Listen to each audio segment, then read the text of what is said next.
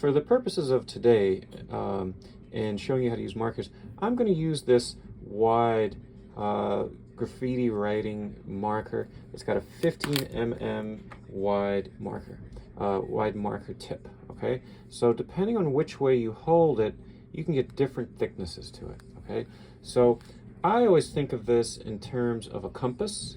Okay, so if you hold the marker vertically like this, you have your north and south part of the compass.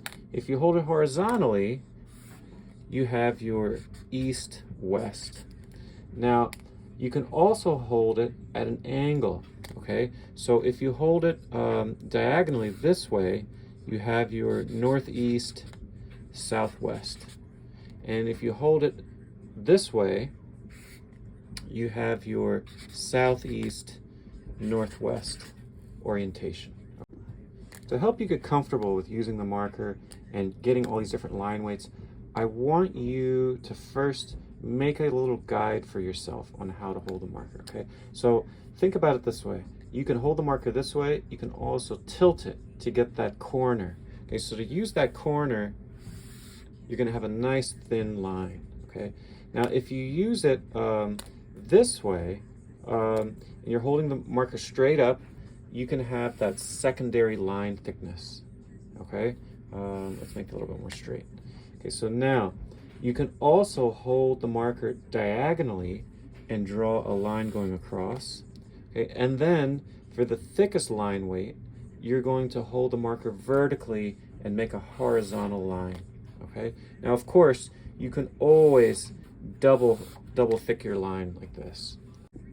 Another important thing to think about is called feathering, okay? Feathering your lines, okay? Now what that means is you're gonna start with a solid line and then you're going to lift off and you're gonna get that feather edge to your line. So it's turning it into a paint stroke, okay? So start with, a thin line, do your medium thickness line, and you sort of might have to practice this a few times. Now do your diagonal stroke, and then look at this. You're feathering, because you're holding it diagonally, it has a little bit of a point to it, but you have that nice fade, okay? And then, of course, the vertical, the big stroke, okay? And you sort of have to lift off.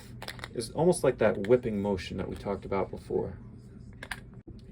Now, because this has a bevel tip, these markers, if you're putting the entire surface down, let's say you're holding it east to west, okay? And then when you change direction, you change your thickness, okay? So when we're going east to west, it's a thin line. And then when you go south, you get that thicker line, okay? Same thing when you go diagonally, okay? Hold it southwest, and then turn it. Turn direction, and then you go the perpendicular to that at a 90-degree angle, you're gonna get that wider stroke. Try in all different directions. Also try feathering, okay? Go upward, see how it feels. Go all different directions, okay? Just doing a 90-degree turn.